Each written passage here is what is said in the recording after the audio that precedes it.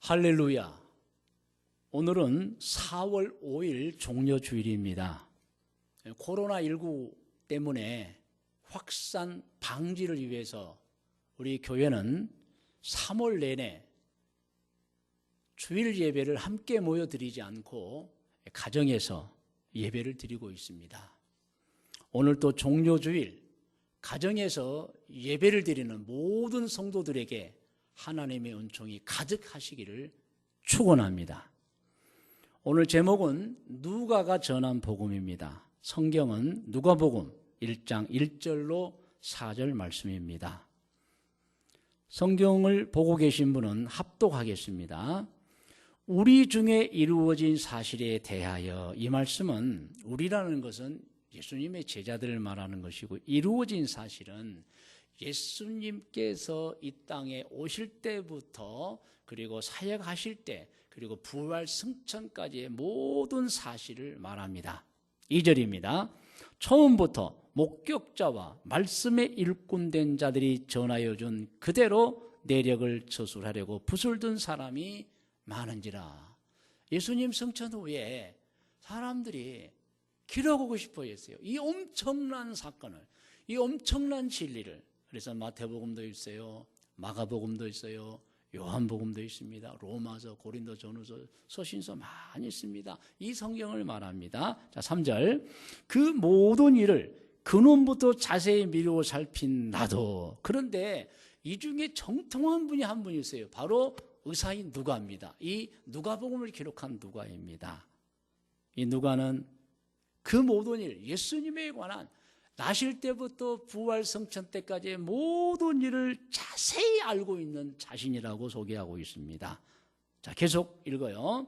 데오빌로 각하에게 차례대로 써보내는 것이 좋은 줄 알았노니 이는 각하가 알고 있는 바를 더 확실하게 하려 함이로라. 이 각하라는 말을 보면 좀 지위가 높은 분이면 알 수 있겠고요. 또 각하가 알고 있는 바를 더 확실하게 하려 함이로라는 말씀을 보면은 이미 데오빌로는 예수님을 구세주로 믿고 있는 사람이라는 것을 알 수 있습니다. 그러나 누가는 더 자세히, 더 많은 예수님에 관한 기록을 데오빌로에게 보내서 데오빌로가 더 귀한 신앙생활을 할 수 있도록 해주기 위함이었던 것입니다. 이제 우리가 함께 읽은 누가복음 1장 1절로 4절을 보면 누가복음이 어떤 책인가를 알 수 있습니다. 누가복음은 누가라는 의사가, 예수님의 제자가 이루어진 사실, 곧 자신들이 보고 들었고 경험했던 수많은 사실들을 기록해서 데오빌로에게 목적을 가지고 보낸 책이라는 것입니다. 그 목적이 뭐겠어요? 예수님은 하나님의 아들 구세주입니다. 예수님이 행하신 일을 보면 아, 구세주시구나, 하나님의 아들 맞다라는 것입니다. 그래서 이 누가복음에는 예수님이 구세주라는 것, 하나님의 아들이라는 수많은 내용들이 기록이 되어 있습니다. 그 중에 오늘 세 가지를 말씀드리려고 하는데요. 첫 번째가 천사들의 말입니다. 천사들의 전한 말, 천사들의 전언입니다. 누가복음을 보면은 천사들이 예수님과 관련될 사람들에게 미리 찾아와서 예수님의 탄생을 막 예고합니다. 메시지를 주는 거예요. 그 중에 사가랴라는 사람이 있습니다. 이 사람은 예수님과는 어떻게 관련이 되냐면 예수님보다 6개월 앞서서 예수님의 오심을 준비했던 세례 요한의 아버지인 겁니다. 근데 이분이 나이가 많았어요. 부인 엘리사벳도 나이가 많았어요. 그런데 자녀가 없었어요. 오늘 천사가 찾아와서 너희가 나이가 많지만 너희 부부에게 아들을 잉태시켜 주겠다. 그런데 이 아들이 할 일이 있다. 앞으로 오실 구세주를 영접하는 일이라고 말해줬던 거예요. 그러니까 여러분, 사가랴는 이미 아들의 잉태를 통해서 오실 예수님에 대해서 전달을 받았던 겁니다. 그리고 마리아입니다. 마리아도 천사 가브리엘을 통해서 예수님이 성령으로 잉태되어 자신에게서 낳을 것임을 이미 들은 겁니다. 요셉도 마찬가지죠. 그리고 또 천사를 통해 예수님의 오심을 들은 사람이 있습니다. 목자들입니다. 예수님이 태어나셨을 때 이들은 베들레헴에서 양을 치고 있었습니다. 그런데 천사들이 그들에게 나타나서 예수님 오셨다, 가서 경배하라고 해서 그들이 마구간으로 찾아가서 예수님께 경배를 합니다. 여러분, 이렇게 누가복음에는 이루어진 사실 가운데 정말 예수님은 하나님의 아들이구나 하는 사실들이 많은데 그중에 천사가 전한 말이 있었던 것입니다. 천사는 하나님의 사역자들입니다. 영적 존재들입니다.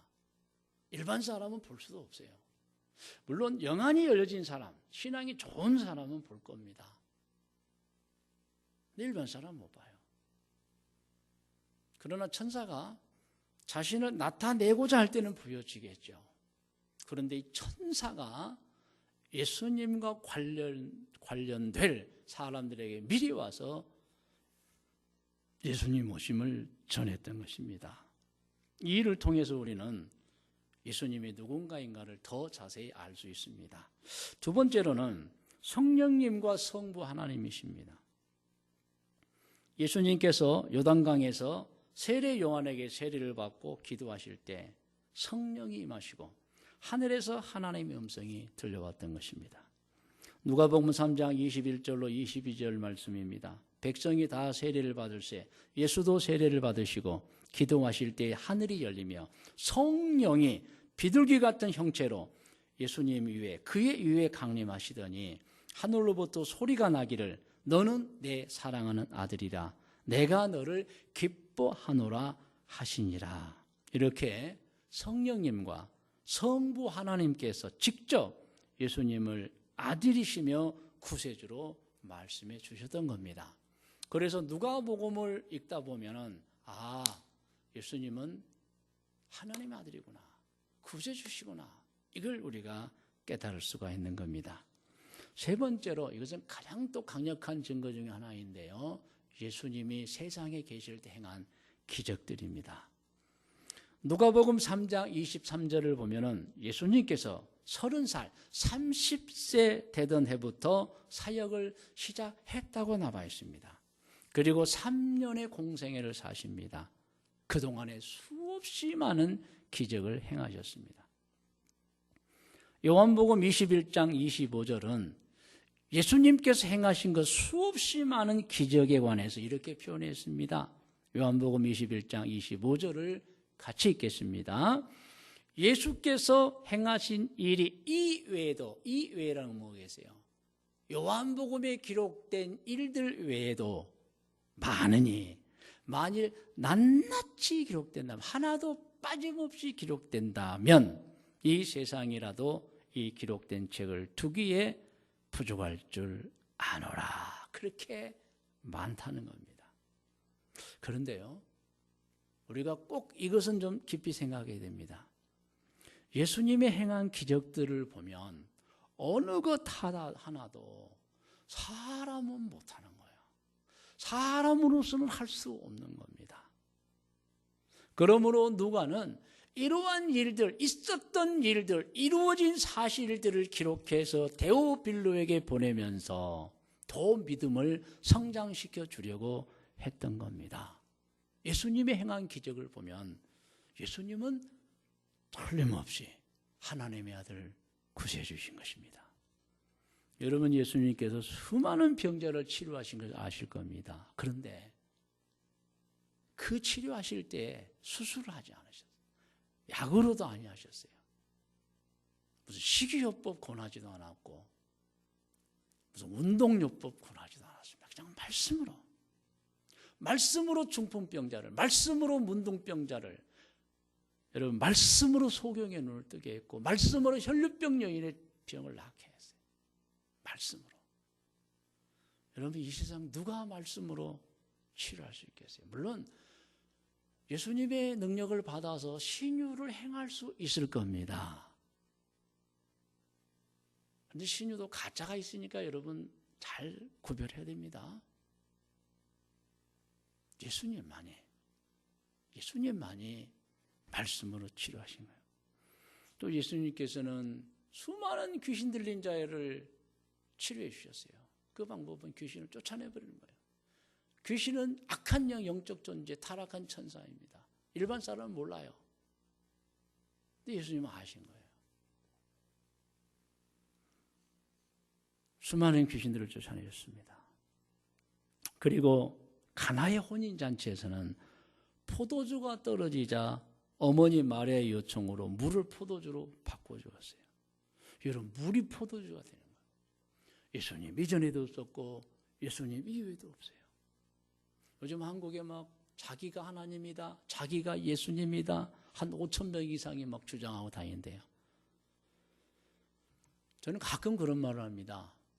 누군가가 물을 포도주로 만들어 놓고 내가 예수다, 내가 하나님이다 하면 내가 찾아가서 경배하겠다. 그런데 말로만 그러지 실제로 그렇게 한 사람 아무도 없습니다. 가짜지요. 예수님께서는 물로 포도주를 만드셨어요. 예수님께서는 죽은 자를 3명이나 살려주셨어요. 여러분 아시지만 나사로 나인성 과부의 아들 야이로의 딸입니다. 그리고 십자가에서 고난받으시고 죽으셨지만 미리 예언하신 대로 3일 만에 부활하셨습니다. 할렐루야. 그리고 부활하신 후에 40여일 동안 제자들과 함께 계셨습니다.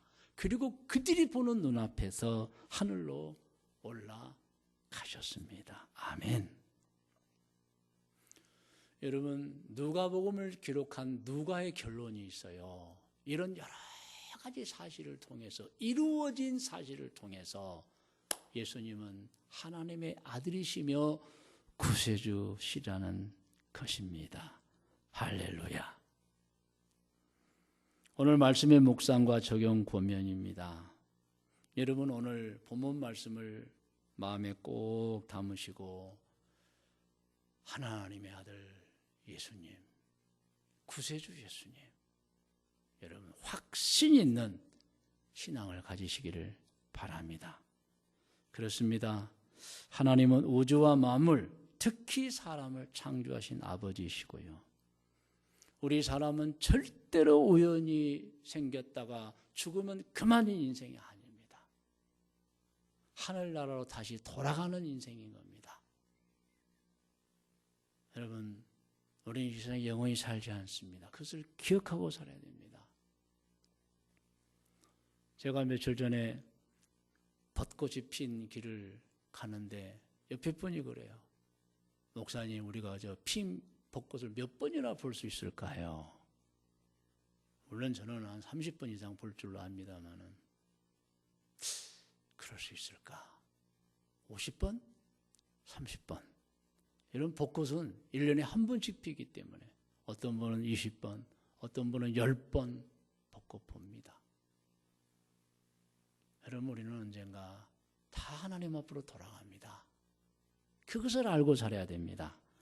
그리고 또 하나는 돌아가면 우리가 세상에서 맺힌 열매로 심판을 받는 거예요.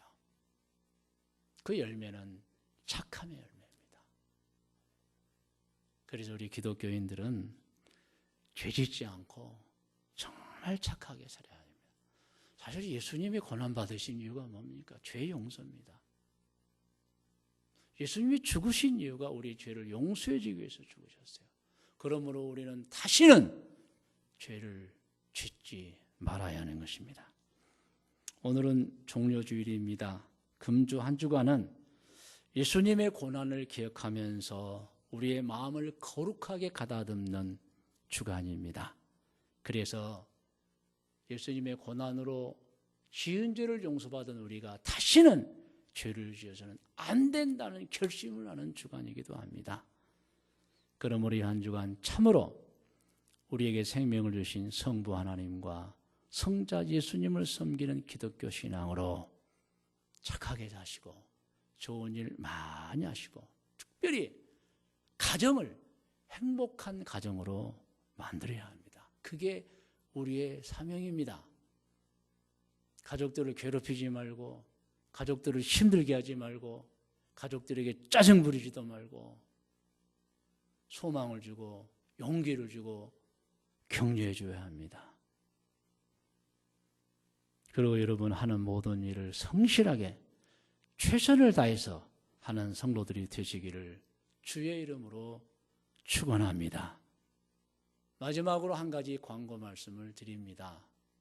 저는 4월 12일 부활주일 예배는 1부, 2부, 3부 예배로 분산해서 드리려고 준비하고 있습니다. 물론 지금 오늘 현재처럼 코로나19가 극성을 부리면 드리지 못할 것입니다. 그러나